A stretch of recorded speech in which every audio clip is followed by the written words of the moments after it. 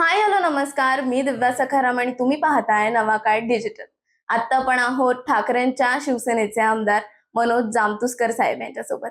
नमस्कार साहेब, तुमचं नमस्कार. नवाकाळमध्ये खूप खूप स्वागत आहे. धन्यवाद, धन्यवाद. नुकतंच काही दिवसांपूर्वी विधानसभेमध्ये तुम्ही एक अत्यंत महत्वाचा मुद्दा मांडला होता, जे रुग्णालयासंदर्भातला. तिथे मागच्या 1.5 वर्षांपासून औषध भांडारामध्ये अजिबातच एसी नाहीये आणि अर्थात आपल्या सगळ्यांना माहिती आहे की मेडिसिन स्टोअरमध्ये एसी असणं किती महत्वाचं आहे.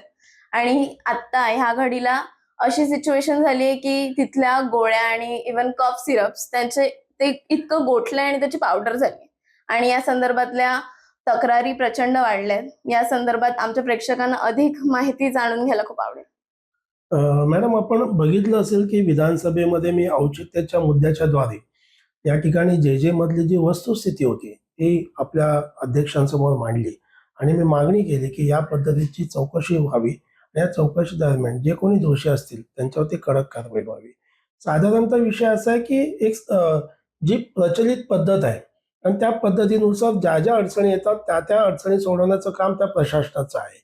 ते आपण पाहतोय की राज्य शासनाचं जे रुग्णालय हे माझ्या भायखळा विधानसभेमध्ये येते आणि सातत्याने तिकडच्या जे कोणी औषधोपचार घेणारे रुग्ण आहेत किंवा जे कोणी रहिवासी आहेत त्यांचे सातत्याने तक्रारी अशा येत आहेत की तिथलं व्यवस्थापन पूर्णपणे ढासळलेलं आहे. म्हणजे त्या ठिकाणी जर आपण बघितलं ओपीडीला खास करून ओपीडीला जे रुग्ण येतात त्या रुग्णांना प्रत्येक ठिकाणी मोठ्या पद्धतीने लाईन लावावी लागते. जे रुग्णालय असं आहे की त्या ठिकाणी मुंबई नव्हे तर राज्यातून लोक येतात. कदाचित देशातली पण काही रुग्ण तिकडे मोठ्या आजारासाठी उपचारासाठी येतात. त्यांची एक आशा असते की राज्य सरकारचं हॉस्पिटल आहे, त्या ठिकाणी आम्हाला मोफत औषध उपचार मिळेल, मोफत सगळ्या आमच्या ज्या टेस्ट आहेत त्या होतील, ज्या चाचण्या आहेत त्या तिकडे होतील. परंतु संपूर्णपणे उलटा आभास आहे. म्हणजे तिथे डॉक्टर्स लोक प्रत्येक औषध जो आहे, एक तर काही औषधं येतात थोड्याफार प्रमाणामध्ये. आता ती जी थोड्याफार प्रमाणामध्ये औषधं येतात, त्याची निगा घ्यायला ज्या ठिकाणी जो एसी त्यांचा स्टोअर रूम आहे, त्या स्टोअर रूमचा एसी केल्यानंतर तातडीने त्याची दुरुस्ती व्हायला पाहिजे. एक तर औषधं येतात त्याचं प्रमाण फार कमी आहे, नाममात्र औषधं येतात आणि त्या औषधामध्ये तिकडे जर एसी नसल्यामुळे मी विधानसभेत जसं बोललो, की तिथे गोळ्या त्या औषधं जे आहेत सिरप ते खराब झाले, त्याचा रंग बदलला. ज्या गोळ्या आहेत त्या गोळ्यांचा भुगा झाला. म्हणजे या ज्या काही तक्रारी, अडचणी अतिशय रुग्णालयाच्या बाहेर येतात. मग तोपर्यंत प्रशासन काय झोपलेलं आहे का? हा आमचा प्रश्न आहे. आणि राज्य सरकारचं हॉस्पिटल आहे, इथे काय कोणाची खाजगी मालमत्ता नाहीये. त्यांनी त्या ठिकाणी आलेल्या रुग्णाला योग्य उपचार मिळाला पाहिजे. सगळ्या पद्धतीच्या मोफत चाचण्या तिथे झाल्या पाहिजेत. पण इथे असं उलटाच आहे. प्रत्येक चाचणी बाहेर लिहून दिली जाते. छोट्या-छोट्या रक्ताच्या टेस्ट पण बाहेर केल्या जातात आणि मग औषध पण जे रुग्णालयाने द्यायचं आहे, ते औषध पण बाहेर लिहून दिलं जातात.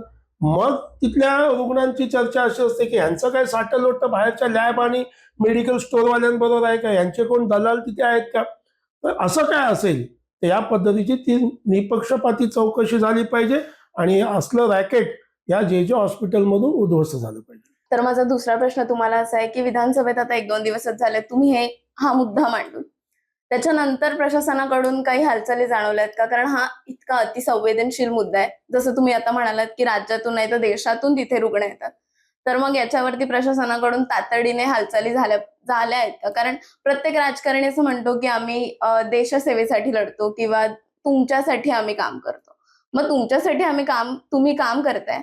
तर मग याच्यावरती काही तातडीने हालचाली झाल्यात का? बघा आता प्रशासनाकडून अद्यापही मला कुणी काही तसं कळवण्यात आलं नाही की साहेब आपण हा मुद्दा घेतला तर आम्ही या मुद्द्याच्या माध्यमातून आम्ही हे सगळं केलेलं आहे किंवा करतोय, काही सांगितलेलं नाही. पण त्यांनी जरी काही कळवलं नाही तरी माझं कर्तव्य आहे.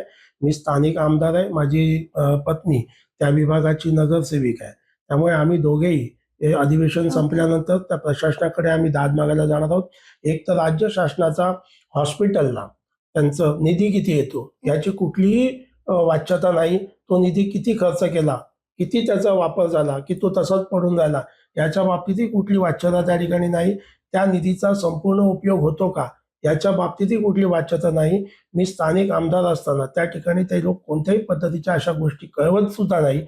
डिपार्टमेंटमध्ये ज्या वेळेला कोणत्याही कामाचा शुभारंभ होतो, काम सुरू करायचं असतं बरोबर. त्या बाबतीतही ते कोणत्याही पद्धतीचं प्रशासन आम्हाला कळवत नाही. कदाचित मला या प्रशासनाच्या विरोधामध्ये जर यांनी यातून सुधारणा केली नाही तर मला हक्कभंग त्यांच्यावरती टाकावा लागेल. जे जे रुग्णालयाबद्दल हे सगळं चालू आहे. अजून तुम्हाला असं कुठलं सरकारी रुग्णालय माहिती आहे का जिथे असले प्रकार होत आहेत? मी आपल्याला या आपल्या माध्यमातून सांगू इच्छितो की जेवढे सरकारी हॉस्पिटल्स आहेत त्या ठिकाणी अशाच पद्धतीची परिस्थिती आहे. इव्हन महानगरपालिकेचे पण जे काही हॉस्पिटल्स आहेत त्या ठिकाणी देखील अशाच परिस्थितीमध्ये सर्व हॉस्पिटलचा कारभार चाललेला आहे. तर मला असं म्हणायचं आहे की संबंधित खात्याच्या मंत्र्यांनी याच्या बाबतीमध्ये संपूर्णपणे चौकशी करावी आणि जे जे याच्यामध्ये दोषी आहेत त्यांना त्या ठिकाणी त्यांची ती दोष दाखवून सुधारणा केली पाहिजे. मी म्हणणार नाही की संबंधितांवर कारवाई करा किंवा काय, मला या गोष्टीत इंटरेस्ट नाहीये. माझं म्हणणं असं आहे की प्रत्येकाने आपापली जबाबदारी नीट पाळली पाहिजे, आपापली ड्युटी नीट केली पाहिजे. जर एसी बंद असताना त्यावेळेला त्या संबंधित अधिकाऱ्याने ताबडतोब ती एसीची यंत्रणा चालू केली असती तर एवढं औषधांचं नुकसान झालं नसतं आणि त्या औषधाचा दुष्परिणामही पुढे कोणत्या रुग्णावरती झाला नसता. हे एक विषय आपल्याला सांगू इच्छितो की जेव्हा रुग्ण पण येतात, आता बघा एमआरआयच्या मशिनी असेल, एक्स-रे मशिनी असेल, लोकांना लांब-लांबच्या तारखा मिळतात. बरोबर. त्या त्या रुग्णाला त्यावेळेला अर्जन्सीमध्ये ते काम त्यांना डॉक्टर लिहून देतात संबंधित डिपार्टमेंटचे. पेशंट ॲडमिट असताना किंवा बाह्य रुग्ण असताना हे ताबडतोब तुम्ही करा आणि तिकडे तो गेल्यानंतर त्याला 1-1, दीड-दीड महिना, 2-2 महिना त्याला त्याच्यानंतरची तारीख म्हणजे त्याचा जो आजारपण आहे तोपर्यंत त्यांनी तसंच ठेवावं का? जोपर्यंत ती टेस्ट होणार नाही. मग ती एम-आर-आय असेल, सीटी स्कॅन असेल किंवा एक्स-रे असेल, ती ताबडतोब जर होत नसेल, तर मग त्या ठिकाणी त्या रुग्णाला त्या रिपोर्टची वाट पाहावी लागते आणि रिपोर्टची वाट पाहावी लागल्यानंतर त्या 1.5-2 महिन्याच्या कालावधीमध्ये त्याचा जो आजार आहे, तो आजार त्या ठिकाणी वाढला जातो. त्याला तेवढे दिवस त्रास सहन करावा लागतो. तर या ज्या मशिनी ज्या काही जे रुग्णालयातल्या किंवा अन्य सरकारी रुग्णालय जे आहेत, तिथे वर्षानुवर्ष ब्रिटिशकालीन जुन्या काही मशिनी आहेत, त्या मशिनरी त्यांनी ताबडतोब चेंज केल्या पाहिजेत. ज्या मशिनरी त्यांची दुरुस्त करण्याच्या पलीकडच्या झालेल्या तिथे नवीन मशिनी आणल्या पाहिजेत आणि ज्या बंद पडल्या त्याला ताबडतोब रिपेअर केलं पाहिजे आणि रुग्णसेवा जलद गतीने असेल तशा पद्धतीने रुग्णांना मिळेल हे त्या ठिकाणी केलं पाहिजे. ओके. जे सुपर स्पेशालिटी हॉस्पिटल बद्दल काही अधिक माहिती सांगाल?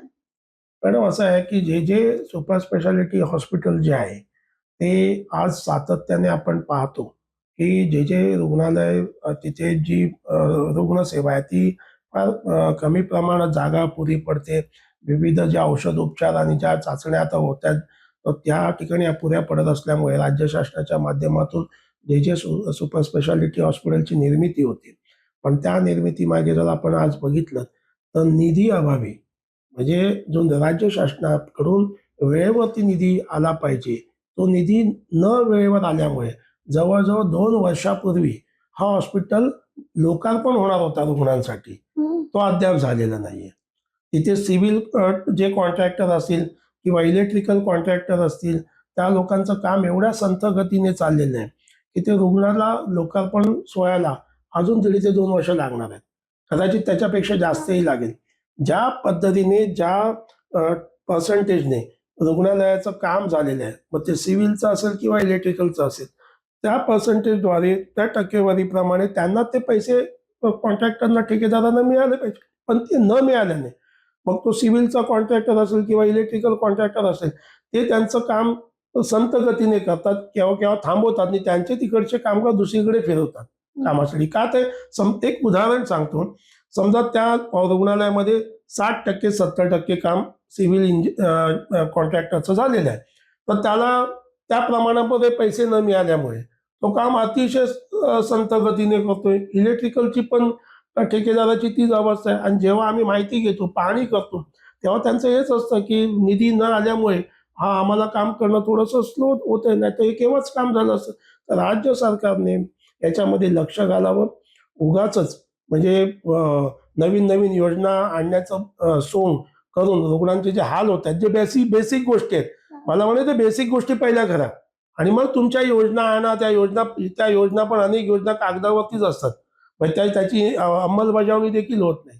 तर त्यामुळे हे जेवढं रुग्णालय सुपर स्पेशालिटी ज्या आस्थेने आणि इच्छेने हे प्रशासनाने काम करण्याचं ठरवलं ते जर मनापासून केलं आणि निधी योग्य वेळी त्या त्या वेळेला उपलब्ध केला, जशी गरज लागेल त्या पद्धतीने, तर हे रुग्णालय योग्य वेळेत झालं असतं. पण इथे दुर्दैवाने म्हणायचं आहे की जे रुग्णालय आम्हाला 2 वर्षापूर्वी मिळणार होतं पूर्ण फुल मध्ये तयार होऊन, ते अद्यापही न झाल्यामुळे आणि अजूनही 1.5-2 वर्ष जाणार आहेत या संपूर्ण कामाला हँडओव्हर करायला.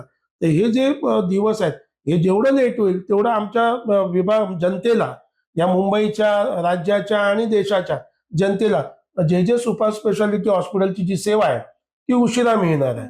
म्हणजे त्याच्यापासून ते रुग्ण वंचित राहणार आहेत. आणि सुपर स्पेशालिटी नाव आपण देतो, तर तो 100% त्या ठिकाणी म्हणजे एसी असावं. अनेक गोष्टी मी त्या दिवशी केपीडीसीच्या बैठकीमध्ये मागे मी सुचवल्या की या गोष्टी आपल्याकडून अजून झालेल्या नाहीत. त्या तातडीने आपण करावं. कॅन्सरच्या उपचारासाठी थेरपी आहे, ती थेरपीचंही ते निर्माण होणं गरजेचं आहे.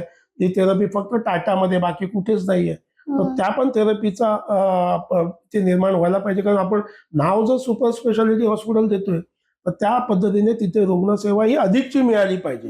फक्त नाम मात्र राहता कामा नये, असं माझ्याकडे. ओके, अगदी शेवटचा प्रश्न विचारेन. आता जसं म्हणालात तुम्ही की तुम्ही राज्य सरकारच्या मागे लागणार आहात किंवा त्यांना सांगणार आहात. राजकारण एका साईडला आणि समाजकारण एका साईडला. आम्ही लोकप्रतिनिधींना निवडून देतो कारण आमची कामं व्हावीत किंवा आमच्या सुरक्षतेसाठी. आणि जसं मी मगाशी म्हणाले की हा अति संवेदनशील मुद्दा आहे.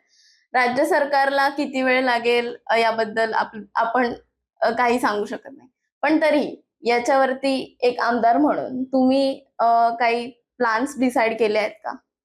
बघा मॅडम, एक गोष्ट आपल्याला मी सांगू इच्छितो आपल्या चॅनलच्या माध्यमातून, की आपण मनोज जामसुदकर म्हणून किंवा सोनम जामसुदकर, आमच्या दोघांनाही, दोघांच्याही बाबतीत विभागात विचारलं किंवा बाहेर कुठेही माहिती घेतली, तर आम्ही राजकारणात आहोत, पण आम्ही राजकारणी माणसं नाही आहोत. आम्ही सरळ काम करणारी माणसं आहोत. आणि आम्हाला पुढे काय फुकटची प्रसिद्धी करण्याची गरज नाही. लोक आम्हाला रोज तळागाळात काम करताना बघतात आणि पाहतात आमच्या कामाचा कशा पद्धतीची पद्धत आहे. मला इथे हेच म्हणायचं आहे आपल्याला, की हॉस्पिटल हा काय राजकारणाचा विषय नाहीये. अजिबातच नाही. लोकांच्या आणि माझा जन्मच माझगावचा आहे, कर्म माझगावचं आहे. मी 2012 ते 17 मी नगरसेवक होतो. नंतर आता सतत 2 टर्म माझी मिसेस नगरसेविका होते. हा संपूर्ण जिव्हाळ्याचा प्रश्न आहे, बरोबर. की जे हॉस्पिटल सारखं जे हॉस्पिटल आहे, हे आमच्यासारख्या कार्यकर्त्याच्या मतदारसंघात आहे, हे देखील आमचं भाग्य आहे. आणि त्यामुळे आम्ही बघत असतो की रुग्णांची अधिकाधिक सेवा कशी चांगल्या पद्धतीने होईल, त्यात आमचाही कुठे सहकार्याची भूमिका असेल. त्यामुळे तिथे आलेल्या प्रत्येक रुग्णाला अगदी केस पेपर काढण्यापासून तर शेवटचं त्याचं संपूर्ण औषध उपचार होईपर्यंत कसं सुरळीतपणे आणि नीटनेटकं होईल, ही भूमिका घेण्याचं काम आमचं त्या ठिकाणी राहील. आणि निश्चितपणे ज्या ज्या ठिकाणी आम्हाला काही चुका दिसतील, त्या निश्चितपणे आम्ही प्रशासनाच्या नजरेसमोर आणण्याचं काम करतो. आणि प्रशासनही काही वेळेला आम्हाला सहकार्याची भूमिका घेतं, त्याबद्दल दुमत नाहीये.